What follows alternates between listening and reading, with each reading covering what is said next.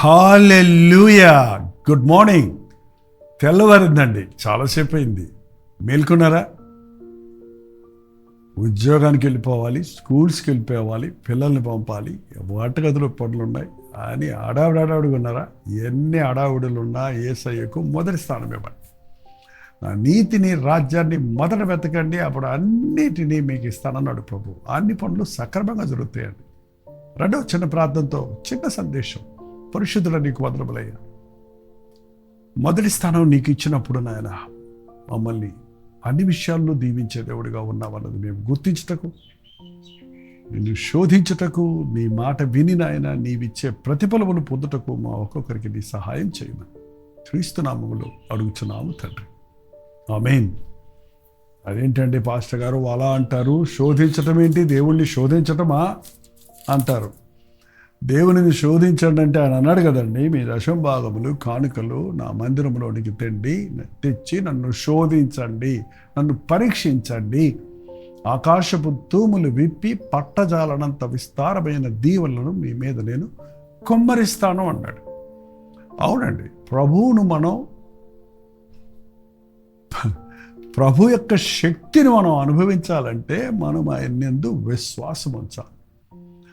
నాకు మొదటి స్థానం ఇయ్యి, నేను దీవిస్తానన్నావు కదా, ఇదిగో మొదటి స్థానం నీకు ఇస్తున్నాను, చూస్తా నువ్వు ఎలా దీవిస్తావో అన్నట్టు చూశాను. నా ప్రభు నన్ను దీవించాడు అని చెప్పినట్లు ప్రభు మాటకు ఒక సవాలుగా తీసుకొని లోబడితే అద్భుతాలు మన జీవితాల్లో చూడగలుగుతాం.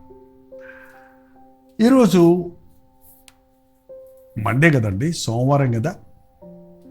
ఆదివారంతో భక్తి అయిపోయింది కొంతమందికి. మళ్ళీ ఆదివారం దాకా గుర్తురాడేమో దేవుడు, మందిరము, వాక్యము. అలా కాదండి. అనుదినము ఎలా మనకి ఆహారం అవసరమో, అనుదినము మన శరీరానికి 3 పూట్ల ఆహారం ఎలా అవసరమో, మన ఆధ్యాత్మిక జీవితానికి రోజు దేవుని వాక్యము అవసరం. శరీరానికి శరీరాహారం, ఆత్మకు ఆధ్యాత్మిక ఆహారం దేవుని వాక్యం. శరీరంలో ఉన్నాం కాబట్టి మనకు ఆకలేస్తుంది. విశ్వాసంలో ఉన్నవాడు, ఆధ్యాత్మికంగా జీవిస్తున్న వాళ్ళకి ఆ ఆత్మీయ తృష్ణ ఉంటుంది. నీతి కొరకు ఆకలి దప్పుకలగల వారు ధన్యులు, వారు తృప్తిపరచబడదురు అని ప్రభు చెప్పాడు. దుప్పి నీటి వాగుల కొరకు ఆశించినట్లు నా ప్రాణము జీవము కలిగిన దేవుని కొరకు ఆశించుచున్నది అన్నాడు దావీదు. మన జీవితాల్లో విశ్వాసులమైతే లేచిన వెంటనే ఈరోజు దేవుని మాట వినాలి, దేవుని కొరకు ఏదన్నా చెయ్యాలి, దేవుని నామాన్ని మహిమపరచాలి, దేవుని నా కొరకు ఏం కలిగి ఉన్నాడో ఎరగాలి, ఆయన చిత్తాన్ని నెరవేర్చాలి, ఆయన ఆజ్ఞను శిరసావహించాలి అనే ఆతృత బ్రేక్ఫాస్ట్ కొరకు మనకున్నంత ఆకలి కంటే నా దేవుని మాట కొరకు ఆకలి కొనాలి అనే ఆశ ఉండాలండి. యేసు ప్రభు ఈ లోకంలో ఉన్నప్పుడు ఆయనకు కూడా ఆకలేసింది. చూడండి ఒక్కసారి మత్తయి సువార్త 21వ అధ్యాయము, మత్తయి సువార్త 21వ అధ్యాయము 18వ వచనం అండి. ఉదయం పట్టణమునకు మరలా వెళ్ళుచుండగా ఆయన ఆకలి గొనెను. ఉదయమే ఆయన పట్టణానికి యెరూషలేముకు నడిచి వెళ్తున్నాడు. ఆ ముందుటి రోజు ఆయన ఉపవాసం ఉన్నాడు.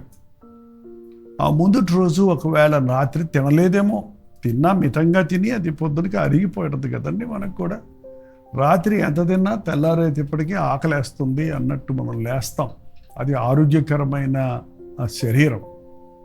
మీకు ఆకలే వేయటం లేదు, అన్నం తినబుద్ధి వేయటం లేదు అంటే ఏదో మీకు జబ్బు చేసిందన్నమాట, కడుపు జబ్బు ఉందన్నమాట, ఇన్ఫెక్షన్ ఉందన్నమాట, ఫుడ్ పాయిజన్ అయిందన్నమాట, గ్యాస్ట్రిక్ ప్రాబ్లం ఉందన్నమాట.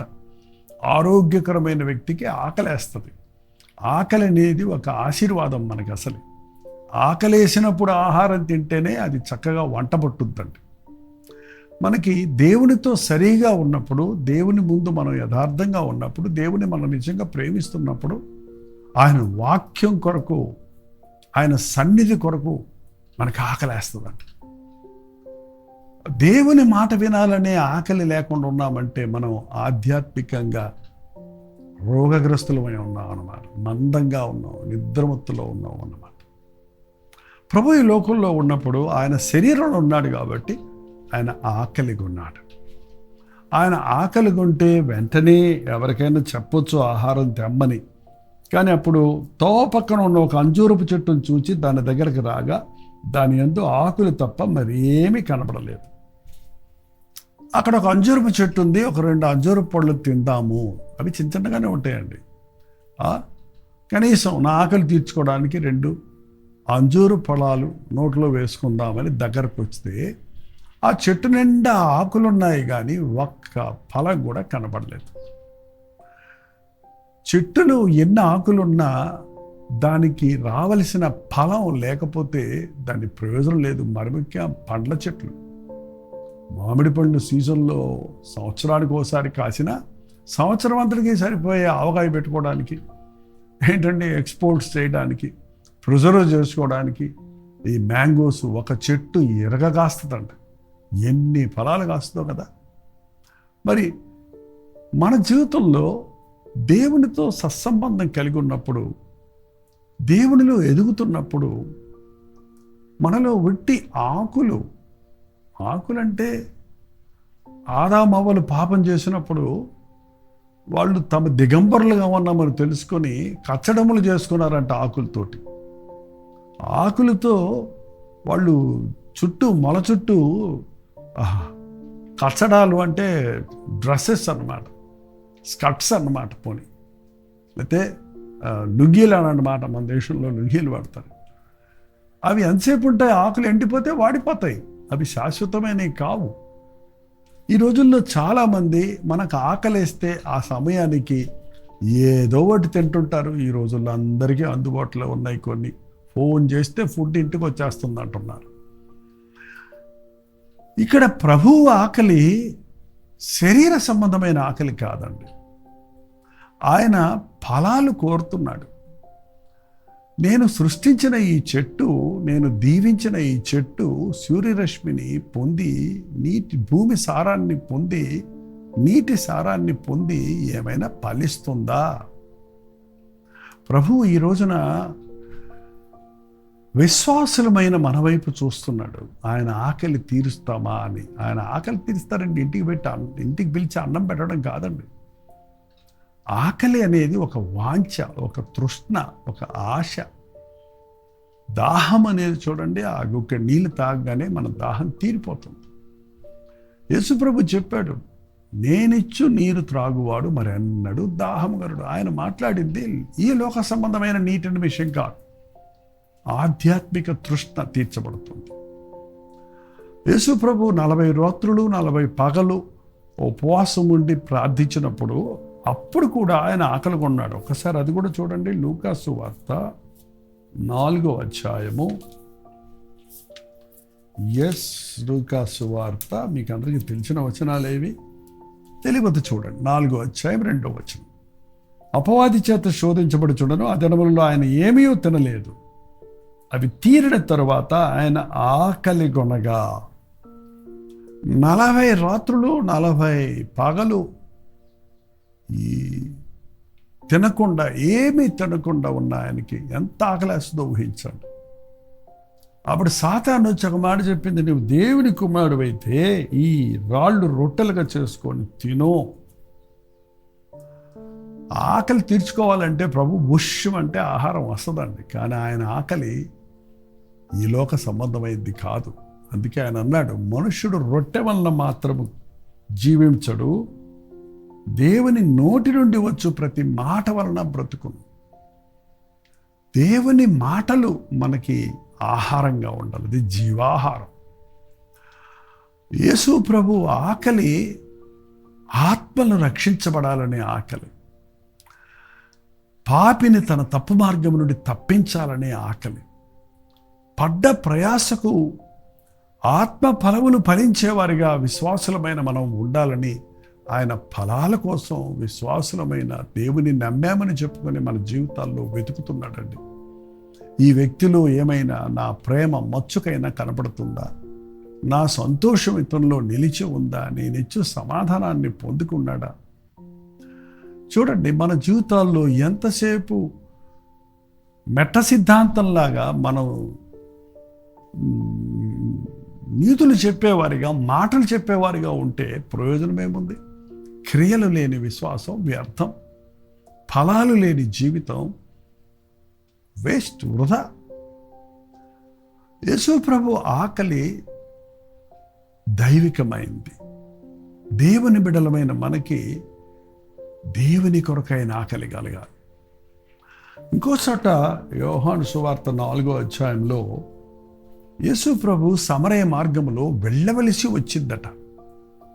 అంటే అక్కడ ఆయనకు పని ఉంది. యెరూషలేముకు వెళ్ళడానికి ఎవరు కూడా సమరయలో నుంచి వెళ్ళరు. అది వారు వెలివేయబడిన వారు. యెరూషలేము వెళ్ళడానికి షార్ట్ కట్స్ ఉన్నాయి, ఊర్లో నుంచి వెళ్ళాల్సిన అవసరం లేదు, బైపాస్ రోడ్డు ఉందన్నమాట. కానీ ఆయన కాలినడకనే వెళ్ళేవాడు. ఆ మార్గంలో వెళ్ళవలసి వచ్చింది. ఆయన తెలుసు అక్కడ ఒక స్త్రీ ఉంది, ఆమె జీవితంలో విసిగి వేసారిపోయింది, తృప్తి లేదు, ఆమె దాహం తీరలేదు, ఆమె వాంఛ తీరలేదు, ఆమె ఇచ్చలు తీరలేదు, ఆమెకు సంతృప్తి లేదు. ఆమె ఎంతగా తను తృప్తిపరచుకోవడానికి ఎన్ని విధాలుగా ప్రయత్నిస్తుంది, కానీ ఆమెకి సంతృప్తి దొరకలేదు. ఆ వ్యక్తిని సంపాదించాలి, ఆ వ్యక్తిని మార్చాలి, ఆమె ద్వారా ఊరంతటినీ దీవెనకరంగా చేయాలని ఆశించిన ప్రభు సరిగ్గా మిట్ట మధ్యాహ్నం 12 గంటల సమయానికి ఆ యాకోబు బావి దగ్గరికి ఆమె, ఎవరు చెప్పారు ఆ టైమింగ్, కరెక్ట్గా అక్కడ కూర్చున్నాడు. ఆమె అక్కడికి వచ్చింది. అక్కడికి వచ్చినంటే శిష్యులు ఏం చేశారంటే, వాళ్ళకి ఆకలేస్తుంది, ప్రభు కూడా ఆకలేస్తుంది వాళ్ళకు, ఆయన కూడా వాళ్ళతోటే నడుస్తున్నాడు. కానీ వాళ్ళు ఆకలి తీర్చుకోవడానికి ఊర్లోకి వెళ్ళారంటే ఏమైనా దొరుకుతాయేమో దోషులు. కానీ ఏంటండి మరి కొంతమంది చూడండి, మనం పల్లెటూర్లకు వెళ్ళినప్పుడు ఆ కాఫీ హోటల్ ఎక్కడో ఉంటుంది, లేకపోతే బండి మీద కొన్ని ఆహార పదార్థాలు వేస్తుంటారు. అలాగే వాళ్ళు ఊళ్ళోడికి ఆహారం కొనటానికని వెళ్ళిపోయారు. ఈలోగా సమరయ స్త్రీ వచ్చింది, ప్రభు ఆమెతో మాట్లాడాడు, ఆమె హృదయం తెరవబడింది. ఆమె దాహము, కామదాహంతో ఆమె ఉంది. నీకు ఈ జీవజలం కావాలంటే నీ భర్తను పిలుచుకొని రమ్మంటే నాకు భర్తే లేడు అంది. కానీ నిజమే చెప్పావమ్మా, నీకు 5 పెనిమిటిలు ఉండి ఇప్పుడున్నవాడు నీ పెనిమిటి కాదు. ఆ మాటకు ఆమె అదిరిపోయింది. ఆమె హృదయం తెరవబడింది. ఆమె జీవిత రహస్యాలన్నీ బయటపడ్డాయి. ఆమె ఈయన లోక రక్షకుడని గుర్తించింది. కొండ విడిచిపెట్టింది, తన పాపాన్ని విడిచిపెట్టింది, ఊరిలోనికి పరిగెత్తుకుంటూ వెళ్ళింది. నేను చేసినవన్నీ నాకు చెప్పిన ఈయనను వచ్చి చూడుడి, ఈయన క్రీస్తు కాడా అని సాక్ష్యం ఇస్తే ఆ ఊరిలో అనేకులు నమ్మారు. మరి అనేకులు ప్రభు దగ్గరకు వచ్చి ఇంకో 2 దినములు ఉండమని చెప్పి వారందరూ చివరగా విని, ప్రభు మాటలు విని చెప్పిన సాక్ష్యం ఏంటి, నువ్వు చెప్పిన దాన్ని బట్టి కాక మా మట్టుకు మేము విని ఈయన నిజముగా లోక రక్షకుడని తెలుసుకుని ఉన్నామన్నాడు. యెహోవా ఉత్తముడని రుచి చూచి తెలుసుకోనండి. ఆహారాన్ని గురించి ఎన్ని బొమ్మలు చూసినా మన కడుపు నిండదు కదండి. షోకేసులో ఉన్న ఆహార పదార్థాలన్నిటినీ, ఆ స్వీట్స్ అన్నీ చూస్తే మనకి కడుపు నిండద్దా? మనం వాటిని అనుభవించగలమా? ప్రభువుని గురించి ఎంత విన్నా, ఎంత చెప్పినా ఆ ప్రభువులోని ప్రేమను మీరు రుచి చూచి తెలుసుకోవాలి, మీరు అనుభవించి తెలుసుకోవాలి. ఆయన ఎందు ఆనందించాలి, ఆయన పాదముల దగ్గర కూర్చొని ఆయన మాట వినాలి, ఆయన స్వరాన్ని వినాలి. ఊర్లోనికి వెళ్ళిన వాళ్ళు శిష్యులు తిరిగి వచ్చి 31 వచ్చిన ఈలోగా శిష్యులు బోధకుడా భోజనం చేయమని ఆయన్ని వేడుకొన్నది. భోజనం కొనుక్కొని వచ్చారు. మరి ఏం కొనుక్కొచ్చారో ఆయనకి అప్పుడు ఎక్కడ కొనుక్కొచ్చారో కానీ వాళ్ళు తినేసి వచ్చి ఆయనకి పొట్లం తెచ్చి ఉంటారేమో ఒకవేళ. భోజనం చేయమని ఆయన్ని వేడుకొనిది. అందుకే ఆయన, భుజించుటకు మీకు తెలియని ఆహారము నాకు ఉన్నదని వారితో చెప్పాను. ఆయన ఆకలి తీరిపోయింది. ఒక ఆత్మను దారి మళ్ళించినప్పుడే, ఒక ఆత్మను రక్షణలోనికి నడిపించినప్పుడే ఆయన ఆకలి తీరిపోయింది. మీకు తెలియని ఆహారం నాకు ఉంది. ఏంటి ఆయన తెలియని ఆహారం? ఏంటంటే, నా తండ్రి పని ముట్టించటమే నాకు ఆహారం. మీకు తెలియని ఆహారం ఉందంటే శిష్యులు అనుకున్నారు. 33వ వచనంలో శిష్యులు ఆయన్ని భుజించుటకు ఎవడైనా ఏమైనా తెచ్చినేమో అని ఒకటితో ఒకడు చెప్పుకుంటున్నారు. ఎవరు తెచ్చుంటారు, మనకంటే మంచి భోజనం పెట్టుంటారు అంటుంటే ప్రభువారిని చూసి అన్నాడు, నన్ను పంపిన వాడిని చిత్తము నెరవేర్చుటయు ఆయన పని తోదముట్టించుటయు నాకు ఆహారమై ఉన్నది. ఏం ఆహారం? నన్ను పంపిన వాని చిత్తము నెరవేర్చుటయు ఆయన పని తోదముట్టించుటయు నాకు ఆహారమై ఉన్నది. ఆధ్యాత్మికంగా ఎదుగుతున్న మనం, దేవుని మేలులు పొందుతున్న మనకు నిజమైన ఆహారం పంపిన, రక్షించిన ప్రభువు చిత్తమేంటో నా జీవితంలో తెలుసుకోవాలి. ఆయన పని నా పట్ల ఏమున్నది అది నేను తుదముట్టించాలి. మీ అందరి పట్ల దేవునికి ఒక పని ఉన్నది అని మీరు ఒప్పుకుంటారా? ఒక ఉద్దేశంతో ప్రభు మిమ్మల్ని రక్షించాడని, ఆయన చిత్తము మీ పట్ల ఒకటి ఉన్నదని గుర్తించారా? మోకరించి ప్రార్థించండి, ప్రభువా నా జీవితం పట్ల నీ చిత్తం ఏంటి, నాకు నువ్వు అప్పగించిన పని ఏంటి, బాధ్యత ఏంటి, ఎందు నిమిత్తమై నేను నా తల్లి గర్భంలో రూపించబడ్డాను అని తెలుసుకొని దానిని చేయటానికి ప్రయాసపడండి. అప్పుడు మీరు ఆధ్యాత్మికంగా తృప్తి పొందుతారు. ఎందు నిమిత్తమై నేను క్రీస్తు యేసు చేత పట్టబడుతున్నో దానిని పట్టుకున్నటకు నేను ప్రయాసపడుతున్నానన్న పౌలు వలె ప్రభు యొక్క చిత్తాన్ని ఎరగటం, ఆయన సాక్షులుగా బ్రతకటం నేర్చుకుందాం. ప్రార్థన. పరిశుద్ధుడ, ప్రేమగల తండ్రి, మరొకసారి నాయన నీ పాదముల దగ్గరకు వస్తున్నాం. శరీర సంబంధమైన ఆకలి కొరకు పరుగులెత్తుతున్నాం, ప్రయాసపడుతున్నాం. జానడు పొట్ట కొరకు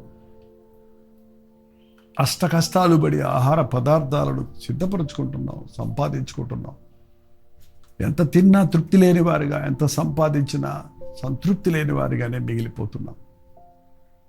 శారీర సంబంధమైన ఆహారానికి మించిన ఆధ్యాత్మిక ఆహారం ఉందని దైవ నిర్ణయము ఎరగటము, దైవ చిత్తమును ఎరగటము, దేవుని వాక్యమును ఎరగటము, ఆయన అప్పగించిన పనిని ముగించడమే మాకు నిజమైన సంతృప్తి అని గుర్తించుటకు ఇంచుమించు 4 సంవత్సరములుగా రోజు అనుదిన ధ్యానాన్ని వింటున్న నీ బిడ్డలందరూ నీ చిత్తములో ఉన్నారని, నీవు ఎన్నుకున్న, కోరుకున్న, దర్శించిన వ్యక్తులుగా ఉన్నారని గుర్తించుటకు దేవా నా పట్ల నీ చిత్తమేంటని అడిగి నీవు అప్పగించిన పనిని తొదముట్టించుటకు మా ఒక్కొక్కరికి నీ సహాయం చేయమని క్రీస్తు నామములో అడుగుచున్నాను తండ్రి. ఆమేన్. తండ్రి అయిన దేవుని యొక్క ప్రేమయు, కుమారుడైన క్రీస్తు యొక్క కృపయు, ఆదరణకర్త అయిన పరిశుద్ధాత్మ యొక్క సహవాసం కూడి వచ్చిన మనందరికీ ఇప్పుడు సదాకాలము తోడయ్యుండును గాక. ఆమేన్.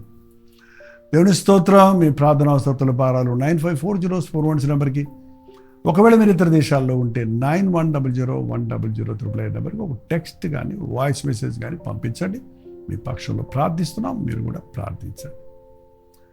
ప్రతిరోజు మీ కొరకు 7 గంటలకు అనుదిన ధ్యానం, 3 గంటలకు హెచ్చరిక, రాత్రి 9 గంటలకు కల్లూరు ప్రతిధ్వని, తెల్లారుజామున 12 గంటలకి మన్నా మనకు యూట్యూబ్లో, అలాగే ఫేస్బుక్లో 6 గంటలకు అనుదిన మన్నా, 6:30కి మా మూవీస్లో కలువరి దర్శనంలో దేవుని వాక్యం అందిస్తున్నాం. అలాగే ప్రతిరోజు రాత్రి 6 గంటలకి, సాయంకాలం 6 గంటలకి ఫేస్బుక్లో దిద్దుబాటు మీ కొరకు అందిస్తున్నాం. ఎన్ని విధాలు వీలైతే అన్ని విధాల సాంగ్స్ని, 1 minute షార్ట్ మెసేజ్ని మీకోసం పోస్ట్ చేస్తున్నాం. వినండి, విశ్వసించండి, ఇతరులకు షేర్ చేయండి. మనం ఆత్మల కొరకు దాహం కలిగిన వారిగా, దేవుని స్వభావం కొరకు, దేవుని యొక్క ఇచ్చే సంతృప్తి కొరకు ఆకలి ఉండిన వారిగా, దప్పిగా ఉండిన వారిగా ఉండటకు ప్రభు మనకు సహాయం చేయను గాక. ప్రభు చిత్తమైతే మధ్యాహ్నం 3 గంటలకు హెచ్చరిక, అలాగే రాత్రి 9 గంటలకి కల్వరి ప్రతిధ్వనిలో మళ్ళీ కలుసుకుందాం. ఈరోజు బెంగళూరులో 1 day గెట్ టుగెదర్ జరుగుతుంది. మధ్యాహ్నం 2 గంటల నుంచి 5 గంటల వరకు, సాయంత్రం మళ్ళీ 6 గంటల నుంచి 10 గంటల వరకు 2 సెషన్స్గా. దయచేసి అడ్రస్ వివరాలు ఇవ్వబడ్డాయి. బెంగళూరు పరిసర ప్రాంతాల్లో ఉన్నవారు రండి. ముఖాముఖిని చూడడానికి, వ్యక్తిగతంగా ప్రార్థించడానికి సహకరించండి, సహాయం చేయండి. అలాగే రాలేని వారు మా కోసం ప్రార్థించండి. అంతవరకు దేవుని మహాకృప మీకు తోడేయడం గాక.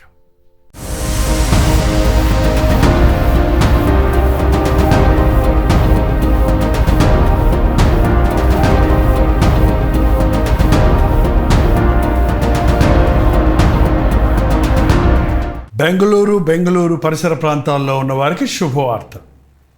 ప్రవచితమైతే జూన్ 17వ తారీఖున వన్ డే గెట్ టుగెదర్ను బెంగళూరులో ఏర్పాటు చేస్తున్నాం. మిమ్మల్ని వ్యక్తిగతంగా చూడడానికి, మీకోసం ప్రార్థించడానికి, దేవుని వాక్యాన్ని అందించడానికి బెంగళూరు వస్తున్నాం. ఈ తారీఖును మీరు గుర్తుపెట్టుకోండి.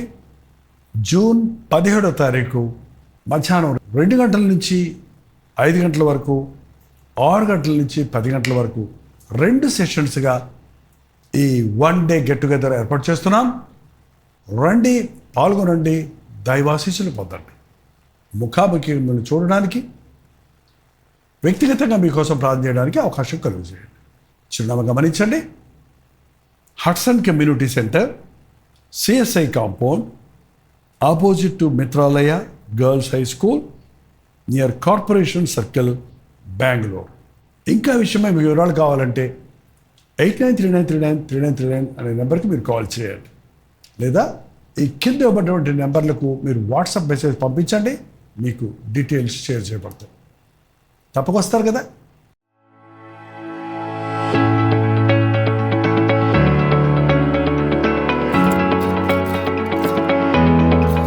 హల్లెలూయా. ప్రభు చిత్తమైతే జూన్ 18వ తారీఖున ఒక వన్ డే గెట్ టుగెదర్ను విజయవాడలో చాలా కాలం తర్వాత మీ కొరకు ఏర్పాటు చేస్తున్నాం. ఎన్నో సంవత్సరాలు అక్కడ గెట్ టుగెదర్లు పెట్టాం. మీరందరూ బలపడ్డారు, దీవించబడ్డారు, ఆయా సంఘాల్లో సాక్షులుగా సాగుతున్నారు. అనుదినము సోషల్ మీడియా ద్వారా బలపడుతున్నామని తెలియజేస్తున్నారు. మిమ్మల్ని వ్యక్తిగతంగా చూస్తానికి, మీ కొరకు ప్రార్థించడానికి, ప్రభువును స్తుతించడానికి ఈ యొక్క వన్ డే కూడా కాదండి, 1 మీటింగ్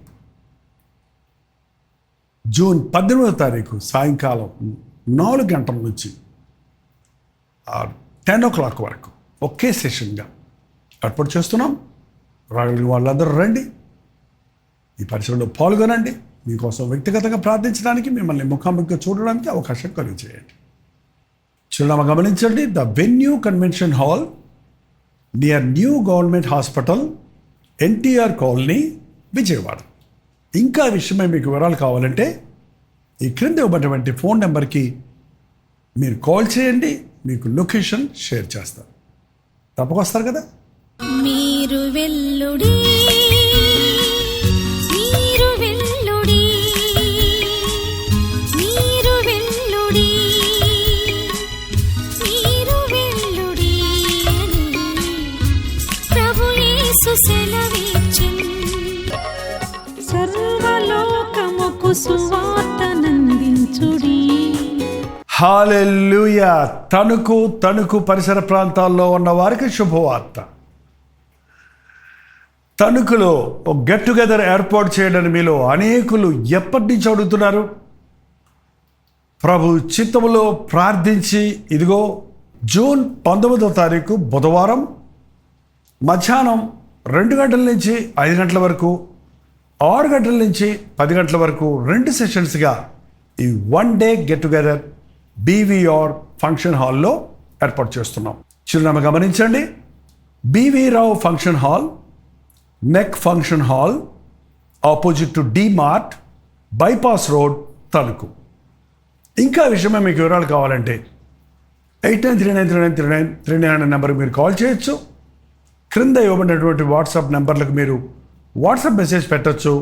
లేదా ఈ క్యూఆర్ కోడ్ స్కాన్ చేసుకోవచ్చు. తప్పకొస్తారు కదా. సర్వలోకముకు సువార్తనందించుడి.